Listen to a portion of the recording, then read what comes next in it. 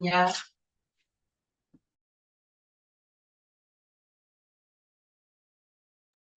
இயேசுவே நன்றி. Hallelujah. Praise the Lord.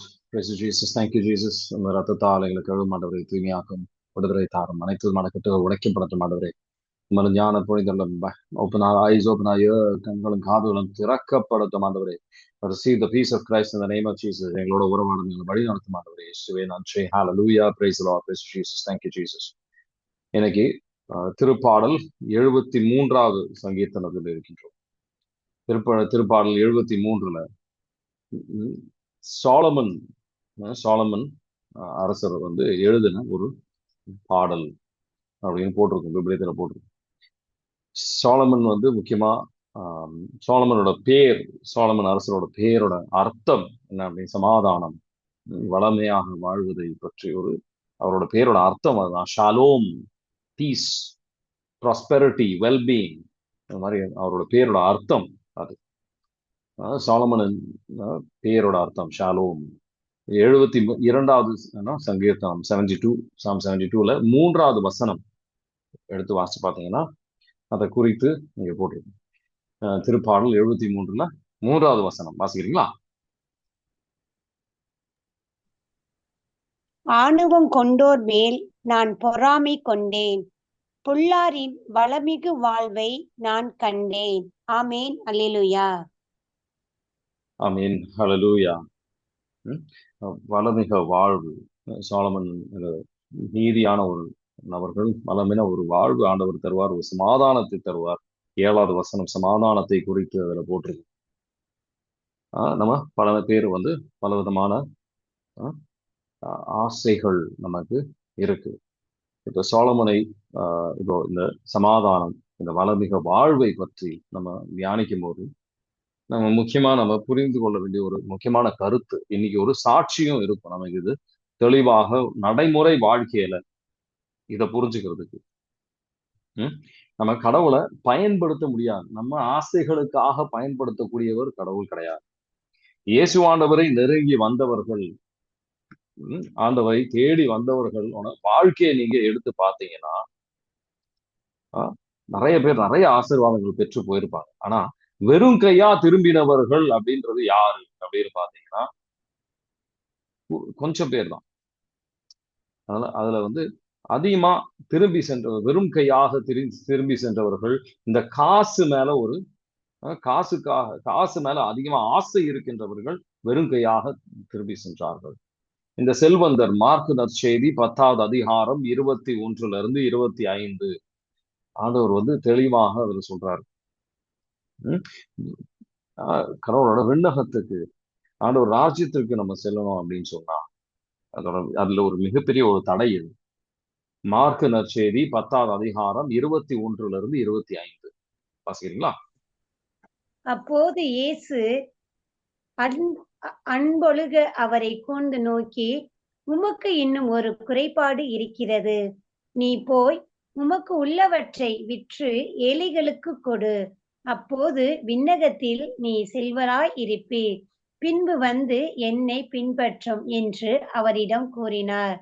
இயேசு சொன்னதை கேட்டதும் அவன் முகம் வாடி பருத்தத்தோடு சென்று விட்டான், ஏனெனில் அவருக்கு ஏராளமான சொத்து இருந்தது. தொடர்ந்து வாசிக்கவா பிரதர்? 25 வரைக்கும். இயேசு சுற்றிலும் திரும்பி பார்த்து தம் சீடரிடம், செல்வர் இறையாட்சிக்கு உட்படுவது மிக கடினம் என்றார். சீடர்கள் அவர் சொன்னதை கேட்டு திகைப்புக்கு உள்ளானார்கள். மீண்டும் இயேசு அவர்களை பார்த்து, பிள்ளைகளே, செல்வர்கள் இறையாட்சிக்கு உட்படுவது மிகவும் கடினம். அவர்கள் இறை ஆட்சிக்கு உட்படுவதை விட ஊசியின் காதில் ஒட்டகம் நுழைவது எளிது என்றார். ஆமேன். அல்லேலூயா. ஆமேன். அல்லேலூயா. இந்த செல்வமும் நமக்கு வேணும், கடவுளும் நமக்கு, நம்ம செல்வத்துக்கு பின்னாடியும் போறோம், கடவுளும் நமக்கு வேணும் அப்படின்ற எண்ணத்துலதான் பல கிறிஸ்துவர்கள் நமக்குள்ள இருக்கு. இறை ஆட்சி, ஆண்டவர் ராஜ்யத்திற்கு நம்ம சொல்றோம் அப்படின்னா, நம்ம ஆண்டவரின் கிருபையை பெற்று ஆண்டவரின் பிள்ளைகளாக வாழணும் அப்படின்னு சொன்னா இந்த செல்வத்தின் மேல இருக்கின்ற ஆசையை விடணும். செல்வம் வேண்டாம் அப்படின்றது கிடையாது ஆண்டவரின் நோக்கம். தேவைகளுக்கு நம்ம பயன்படுத்தணும். ஆனா மனம் துறந்து மற்றவர்களுக்கு உதவி செய்கின்ற ஒரு மனநிலை இல்லாம நம்ம வந்து செல்வத்திற்காக வாழ்கின்றவர்கள் தான் வந்து கடவுளை விட்டு நம்ம வெகு தூரம் கொண்டு செல்லும். லூக்கா நற்செய்தி 12வது அதிகாரம் 13 to 15 வசனம் எடுத்து வாசி பாருங்க. செல்வத்தை ஆசைப்பட்டு இருக்கின்றவர், பேராசையின் ஆசையில இருக்கிறார்கள். லூக்கா நற்செய்தி 12வது அதிகாரம் 13 to 15 வாசிங்களா? கூட்டத்தில் இருந்த ஒருவர் இயேசுவிடம், போதகரே, சொத்தை என்னோடு பங்கிட்டுக் கொள்ளுமாறு என் சகோதரருக்கு சொல்லும் என்றார். அவர் அந்த ஆளை நோக்கி, என்னை உங்களுக்கு நடுவராகவோ பாகம் பிரிப்பவராகவோ அமர்த்தியவர் யார் என்று கேட்டார். பின்பு அவர் அவர்களை நோக்கி, எவ்வகை பேரச்சத்துக்கும் இடம் கொடாதவாறு எச்சரிக்கையா இருங்கள். மிகுதியான உடைமைகளை கொண்டு இருப்பதால் ஒருவருக்கு வாழ்வு வந்துவிடாது என்றார். ஆமேன், அல்லேலூயா. ஆமேன், அல்லேலூயா. இவரும் உங்களுக்கு டைம் இருக்கும்போது 21 to 31 வரைக்கும் எடுத்து வாசி பாருங்க. இவரும் வெறும் கையா ஹேரோது ஆண்டவரை சந்தித்தார். ஆனா அவரு அவங்க ஆதாயம் எல்லாம் அப்படின்றது கடவுள்ன்றதை விட இந்த உலக சார்ந்த விஷயங்கள்ல தான், பொருட்கள்ல தான், காசு மேலதான் அதிகமான ஆசை. அதனால கடவுளை விட்டு விலகி செல்லும் போது வெறும் கையா சோகத்துடன் அவங்க சென்றார்கள். ஆண்டவர்கள் ஒரு முழுமையான ஒரு ஆழமான உறவுக்கு வரவில்லை. லூக்கா நற்செய்தி 16வது அதிகாரம் 14-15 பரிசேயர்கள் அவங்க வந்து ஆண்டவரை ஏளனமா பார்த்தார்கள். வெறும் ஒரு அனுபவம் இல்லை. ஆண்டவரோட ஒரு அதிசயங்களை அவங்களால வந்து பாராட்ட முடியல. அவங்க வந்து வல்லமையை அவங்க வாழ்க்கையில் அனுபவிக்க முடியல. லூக்கா நற்செய்தி 16வது அதிகாரம் 14-15 வாசிக்கிறீங்களா? பண ஆசை மிக்க பரிசேயர் இவற்றை எல்லாம் கேட்டு இயேசுவை ஏளனம் செய்தனர். அவர் அவர்களிடம் கூறியது, நீங்கள் உங்களை மக்கள் முன் நேர்மையாளராக காட்டிக்கொள்கிறீர்கள். கடவுள் உங்கள் உள்ளங்களை அறிவார். நீங்கள் உங்களை மக்கள் முன் உயர்ந்தவர்களாக காட்டிக்கொள்வது கடவுளின் பார்வையில் அருவருப்பாகும். ஆமேன், அல்லேலூயா. ஆமேன், ஹல்லேலூயா. கடவுளின் பார்வையில் இது அருவருப்பான விஷயம் அப்படின்றத நம்ம புரிஞ்சுக்கிறது. ராஜ்யத்தை விட நம்ம பல நேரத்துல விண்ணக அரசை விட நம்ம பல நேரத்துல உலகத்தை விஷயம் அதிகமா நேசிக்கிறோம். ஆனா யூதாஸ் எல்லாம் ஆன்மீகமா நிறைய விஷயங்கள் பெற்றிருந்தார். இயேசுவோட நெருக்கமாக இருந்தார். ஆனாலும் அழிவுக்கு செல்லக்கூடிய ஒரு சூழ்நிலை இதனால. ஏன்னா காசு மேல ஒரு பற்று அதிகமாக, கடவுளை விட அதிகமாக காசை நேசித்திருந்தார். ஆனா விவிலியத்தை முழுசா வாசிங்கன்னா இருக்கிறதுலே அதிகமான செல்வம் இருந்த நபர் யார்? இருக்கிறதுலே அதிகமாக மிகுதியாக செல்வம் இருந்தவர் யார்? என்ன நினைக்கிறது?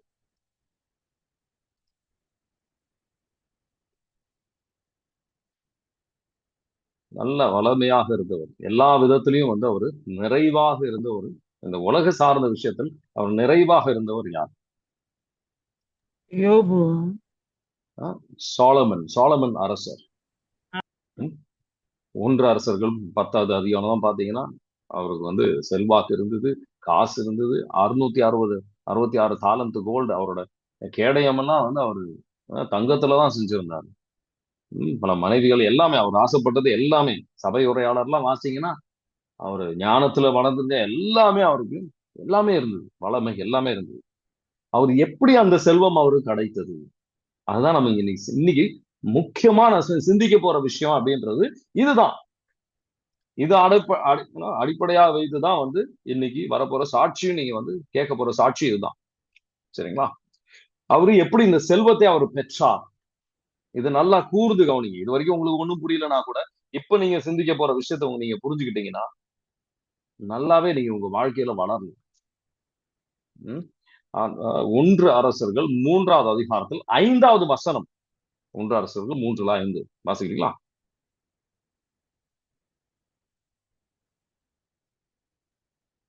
அதுல கடவுள்கிட்ட வந்து கடவுள் வந்து ஒரு பிளாங்க் செக். ஆண்டவர் அவர்கிட்ட சாலமன்ட்ட பேசாரு, எது வேணா கேளு, உனக்கு நான் தரேன். ஒன்று அரசர்கள் 3:5 வாசிக்கிறீங்களா? இரவு கிபியோனில் ஆண்டவர் சாலமோனுக்கு கனவில் தோன்றினார். உனக்கு என்ன வரம் வேண்டும் கேள் என்று கடவுள் கேட்டார். என்ன வரம் கேளு. Blank cheque. ஒரு நல்ல செல்வந்தர் உங்ககிட்ட வந்து ஒரு பிளாங்க் செக் கொடுத்தா எவ்வளவு வேணா கேளு, உனக்கு தரேன் அப்படின்ற மாதிரி கடவுள் வந்து ஒரு பிளாங்க் செக் கொடுக்குறாரு. அப்ப நம்ம என்ன ஜெபிப்போம்? இது ஒரு வரமாக இருந்தாலும் அது ஒரு அதே நேரத்தில் அது ஒரு சோதனையாகவும் தான் இருந்தது. அவர் பல விஷயங்கள் கேட்டிருக்கலாம். முதல்ல எதனால இந்த மாதிரி வந்து கடவுள் கேட்டார் அப்படின்னு வந்து சிந்தித்து பாருங்க. அதுதான் முதல் கேள்வி நம்ம சிந்திக்க வேண்டியது. எப்படி இந்த மாதிரி கேட்கிறாரு அப்படின்னு. அவர் எப்படி இந்த மாதிரி கேட்கிறாரு? ஏன்னா முதல்ல வந்து மூன்றாவது வசனம் எடுத்து வாசிப்பாங்க. மூன்றாவது வந்து கடவுளை சாலமன் அன்பு செய்தார், அவர் நேசித்து இருந்தார், அவர் கடவுளுக்கு மகனாக இருந்தார் அப்படின்னு சில வசனங்களை போட்டு த சன் ஆஃப் காட். பழைய ஆகமத்துல பாத்தீங்கன்னா சில பேர் நண்பர்களாக இருப்பாங்க, ஆண்டவர் இதயத்துக்கு ஏற்றபடியாக இருப்பாங்க. ஆனா கடவுளோட மகன் அப்படின்னு சொல்லி அழைக்கப்பட்ட ஒரே நபர் அப்படின்றது சாலமன் மட்டும்தான். மற்றவர்கள்லாம் வந்து இஸ்ரேலை முழுவதும் என் பிள்ளை அப்படின்னு சொல்லி இஸ்ரேலை வந்து அவரோட பிள்ளையாக சொல்லுவார். ஆனா தனித்துவ நபர் ஆக என் பிள்ளையாக அப்படின்னு சொல்றது சாலமனை மட்டும்தான் வந்து பழைய ஆகமத்துல பிள்ளையாக அழைக்கப்படுகின்றார். அவர் கடவுளை நேசித்து இருந்தார் அப்படின்னு போட்டு அன்பு செய்து சில பலிகளை ஆண்டவருக்கு வந்து அர்ப்பணிக்கின்றார். அவரு பாவத்தை விட்டு விலகி தூய்மையில் அந்த பலியை அர்ப்பணிக்கும் போது கடவுள் பிள்ளையாக அவர் வாழ்வதனால் கடவுளின் பிள்ளையாக வாழ்வதனால் அவருக்கு இந்த பிளாங்க் செக், நீ எது வேணா கேளு, உனக்கு நான் தரேன் அப்படின்னு சொல்லி ஆண்டவர் வந்து நீங்க ஒரு பிளாங்க் செக் கொடுக்கணும். நம்ம எதுக்காக ஜெபிப்போம்? அவர் ஜெபித்தது எதற்காக? எனக்கு இந்த செல்வத்தை கொடுங்க, எனக்கு இது தாங்க அது தாங்க அப்படின்லாம் ஒன்னும் அவர் ஜெபிக்கல. அவர் ஜெபித்தது ஒரே விஷயத்திற்காக தான். அவருக்கு கொடுத்த பொறுப்பை, அவருக்கு கடவுள் கொடுத்த பொறுப்பை நல்ல விதமாக செய்யணும் அப்படின்னு சொல்லி அவர் கடமையை வந்து கடவுளுக்கு ஏற்றபடியாக, அவர் பிள்ளைகளை வந்து கடவுளுக்கு ஏற்றபடியாக செய்யணும் அப்படின்றதுக்காக அவர் ஜெபிக்கின்றார். அந்த ஆசீர்வாதத்தை மட்டும் பெற்றாருன்னு கிடையாது, அது இதோட சேர்ந்து எல்லாம் நீ பெறுவாய் அப்படின்னு சொல்லி அற்புதமா எல்லாமே பெற்றுக்கொண்டார். லூக்கா நற்செய்தியில இயேசு ஆண்டவர் சொல்ற விஷயமும் இதுதான். அவர் ராஜ்யத்தை தேடுங்க. லூக்கா நற்செய்தி 12வது அதிகாரத்தை செல்வத்தை பத்தி அவர் பேசிட்டு அவர் சொல்ற விஷயம் இதுதான். நீ செல்வத்தை பத்தி ரொம்ப ஆசைப்படாத.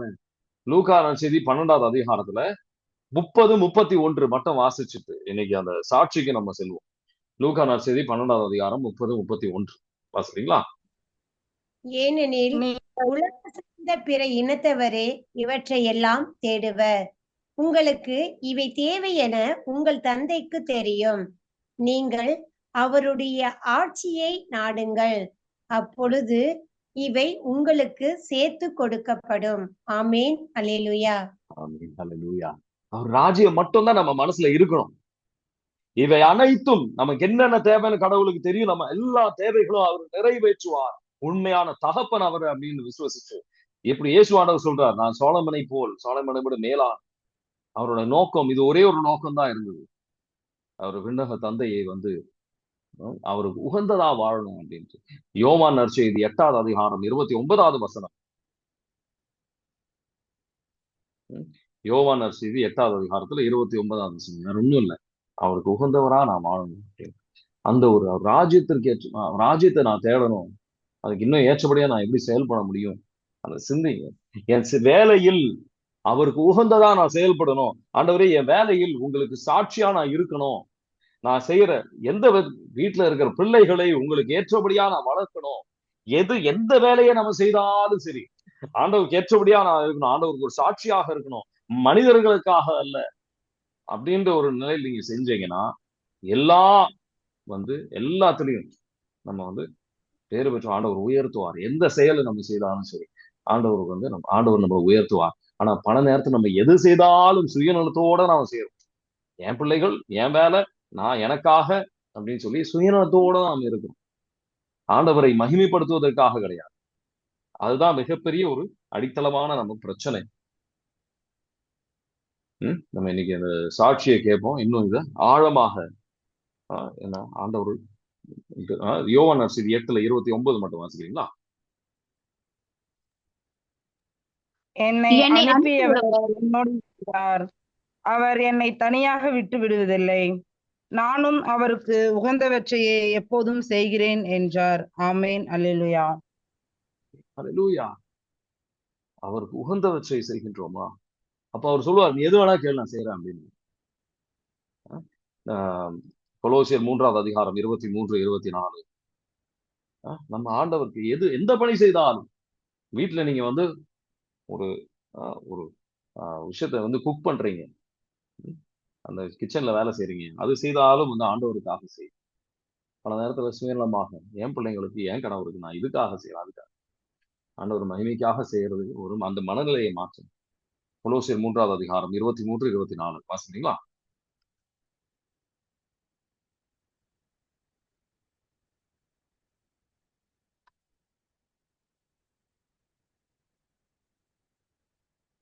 கொலோசியர் 3:23, 24.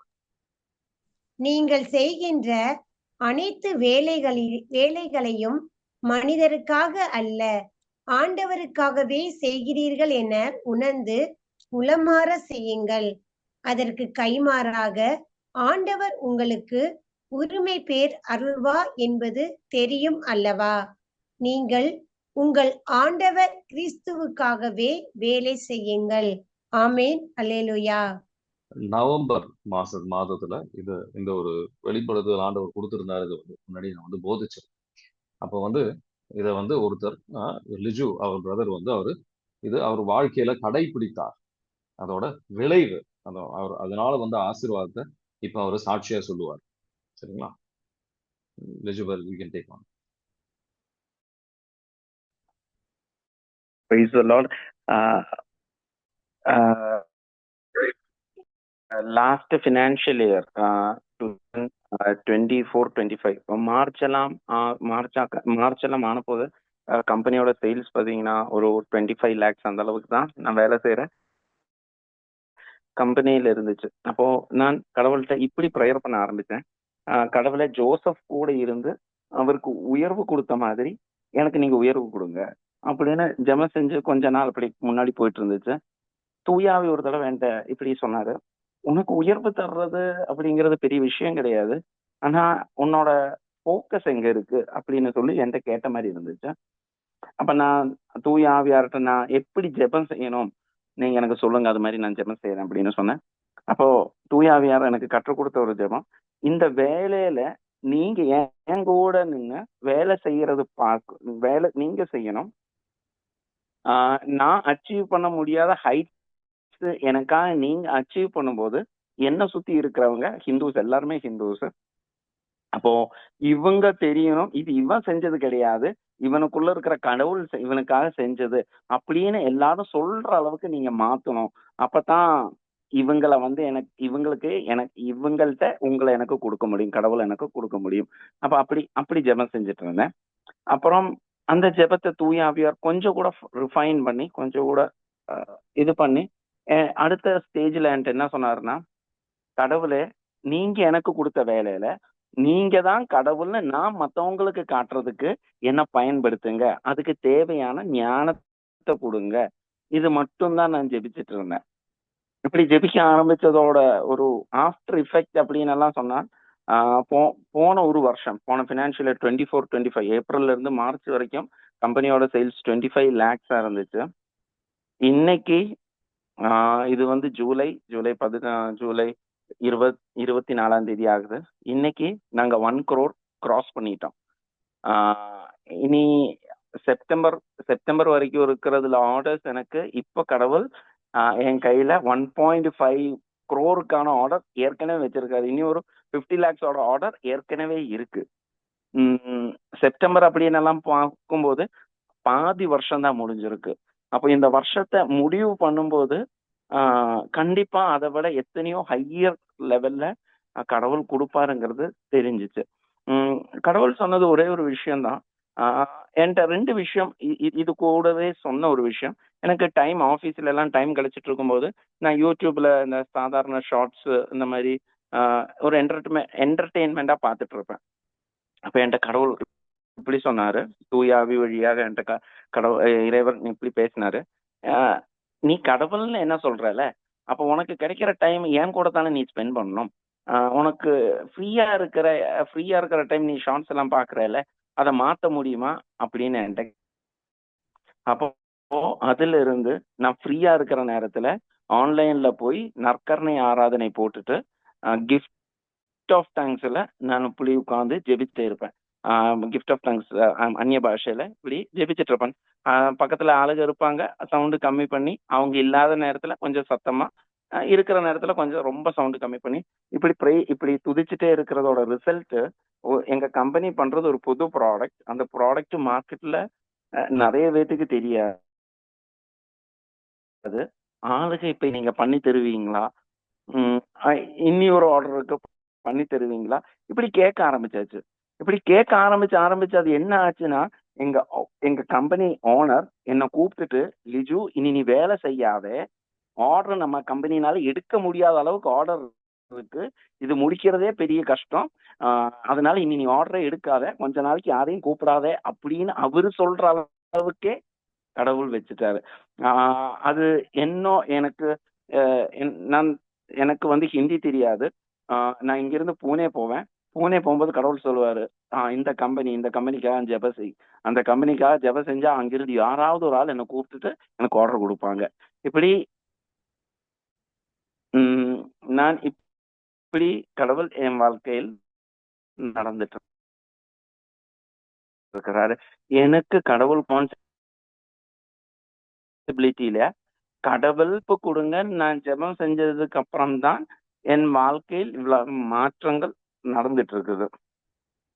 இதுக்கு ஒரே ஒரு காரணம், இதெல்லாம் இதோட பேஸ் அப்படி என்னன்னு நினைச்சீங்கன்னா, எனக்கு கிடைக்கிற இந்த பேரும் பாராட்டுல அதுக்கு பின்னாடி இருக்கிறது கடவுளும் நானுமா இருக்கிற ரிலேஷன்ஷிப் கொஞ்சம் நல்லா ஆன போது கடவுள் எனக்கு கேட்கறத விட ஆசைப்படுறத விட ஜாஸ்தி எனக்கு கொடுக்க ஆரம்பிச்சுட்டாரு. ஒரே ஒரு பைபிள் ரெஃபரன்ஸ் நான் சொல்றேன், நீங்க எடுத்து வாசிச்சு பார்த்தீங்கன்னா உங்களுக்கு தெரியும்.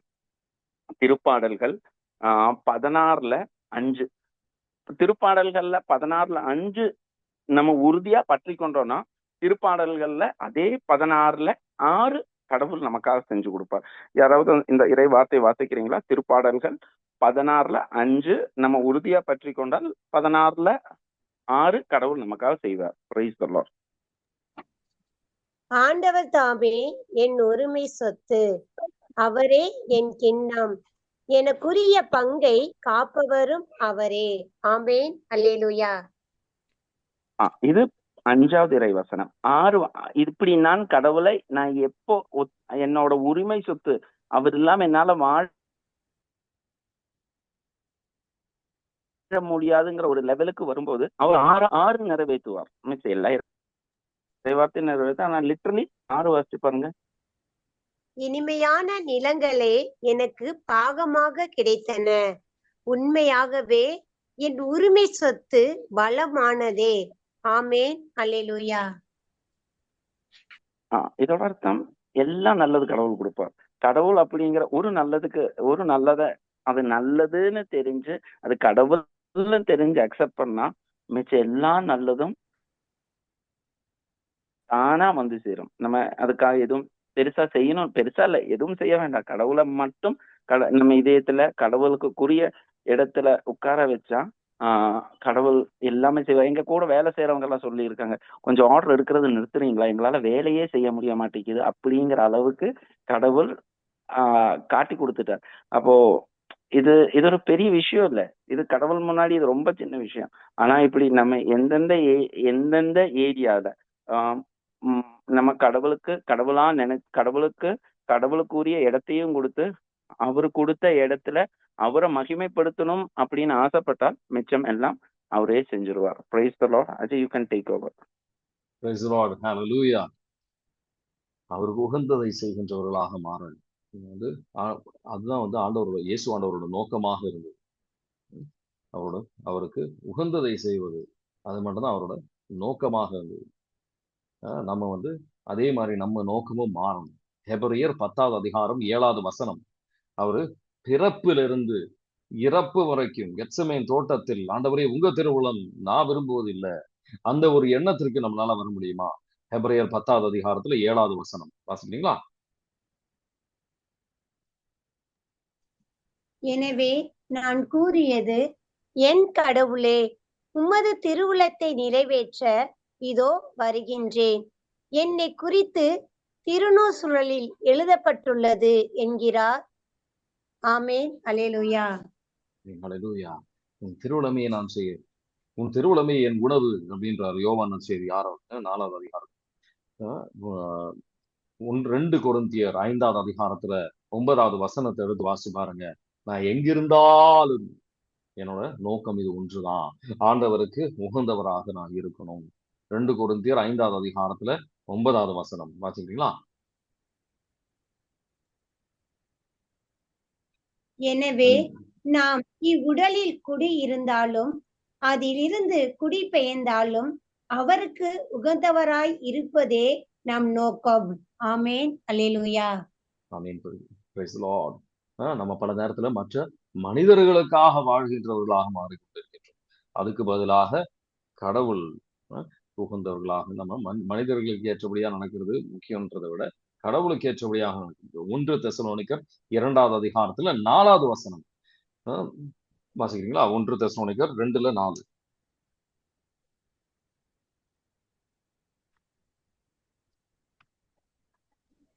நாங்கள் தகுதி உடையவர்கள் என கருதி நற்செய்தியை கடவுளே எங்களிடம் ஒப்படைத்தார்.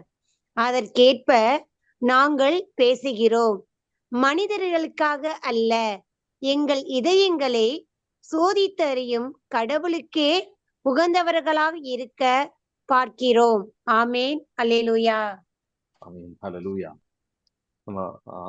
அதோட விளைவு என்ன? 4வது விஷயம் விளைவு என்ன? கடவுள் வந்து அந்த மாதிரி இருக்கின்ற அவருக்கு உகந்தவர்களாக இருக்கணும்னு ஆசைப்படும் போது முதல் விளைவு நீதிமொழிகள் 16வது அதிகாரத்துல 7வது வசனம், நம்ம ஆண்டவருக்கு உகந்தவர்களாக இருக்கணும், ஆண்டவரோட ராஜ்யம் ஏற்றபடியாக நான் வாழணும், அவர் வார்த்தைக்கு ஏற்றபடியாக வாழணும், அது மட்டும் நம்ம நோக்கமா நம்ம எதிரிகளை கூட நம்ம சமாதானமாக இருப்பார். நீதிமொழிகள் 16ல 7வது வசனம் வாசிக்கிறீங்களா?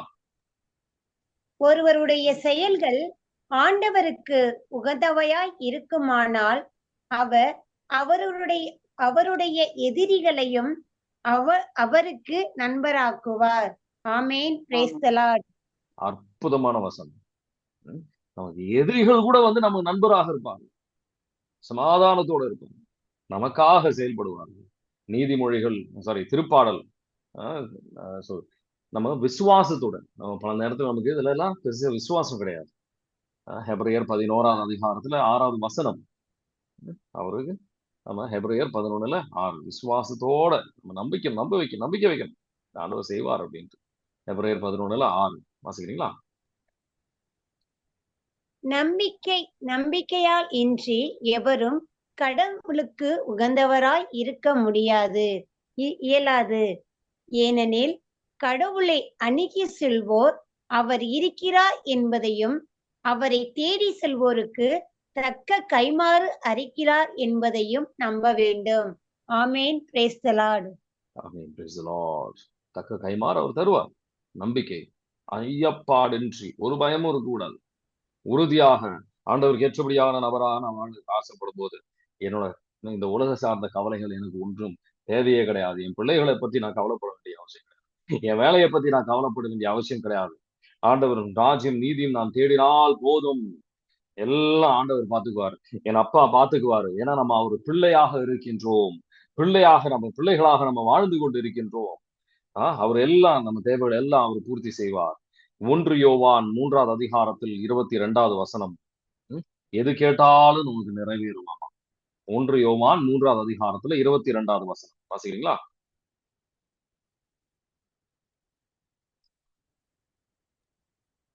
அவரிடம், நாம் எதை கேட்டாலும் பெற்றுக்கொள்வோம், ஏனெனில் அவர் கட்டளைகளை கடைபிடிக்கிறோம். அவர் திருமுன் அவருக்கு உகந்தவற்றையே செய்து வருகிறோம். ஆமேன். அல்லேலூயா. ஆமீன். ஹல்லேலூயா. எப்படி சோலமனுக்கு கொடுத்த ஒரு பிளாங்க் செக் நம்ம அனைவருக்கும் ஆண்டவர் தருவார். ஆனா அது பெறுகின்ற அளவுக்கு நம்ம ஞானத்தில் அவர் பிள்ளைகளாக நம்ம வந்திருக்கின்றோமா? நம்ம சிறு பிள்ளைகளாக இருக்கிறோமா? வளர்ந்த பிள்ளைகளாக இருக்கிறோமா? வளர்ந்த ஆன்மீகத்தில் வளர்ந்த பிள்ளைகளாக இருந்தா அந்த பிளாங்க் செக் நமக்கு கிடைக்கும். பல நேரத்துல நம்ம அந்த அளவுக்கு வளரல. அந்த மாதிரி ஒரு செக் கொடுத்தா நம்ம அழிஞ்சிருவோம்னு அவருக்கு தெரியும். சாலமன் அவ்வளவு ஞானம் இருந்தவனே அந்த பிளாங்க் செக் கிடைச்சதுக்கு அப்புறம் என்ன நடந்துச்சு? கடவுளை விட்டு விலகி சென்றுட்டான். யூதாசுக்கு என்ன நடந்துச்சு? பல வரங்கள், பல அதிசயங்கள், ஆனா கடவுளை விட்டு விலகி சென்றுட்டான். இருக்கிறதுலயே பெரிய சோதனை அப்படின்றது நம்ம இந்த பிளாங்க் செக் கிடைக்கிறது கிடையாது. ஐ மீன் பிளாங்க் செக் கிடைக்கிறது தான் இருக்கிறதுலே பெரிய சோதனை. நம்ம அதுக்கப்புறம் கடவுளை விட்டு நம்ம விலகி போகக்கூடாது. இறுதி வரைக்கும் நிலைத்து இருக்கின்றோமா அப்படின்னு சொல்லி அவருக்கு ஒரு பயம் இருக்கு. நம்ம அந்த மாதிரி நிலைத்து இருக்க முடியாது அப்படின்னு சொன்னா, நம்ம வளரவில்லை என்றால் அவர் தரமாட்டார். ஏன்னா நம்ம அழியக்கூடாது. அவர் ஆன்மாவுக்கு தான் அதிகமாக முக்கியத்துவம் கொடுப்பார். திருப்பாடல் 143 10வது வசனம் எடுத்து வாசி பாருங்க. ஆண்டவரே, உங்க திருவுளத்தை செய்ய எனக்கு சொல்லித்தாங்க. திருவுளத்துக்கு ஏற்றபடியாக சிந்திக்க எனக்கு சொல்லித்தாங்க. திருப்பாடல் 143 10வது வசனம் வாசிக்கிறீங்களா? உம் திருவுளத்தை நிறைவேற்ற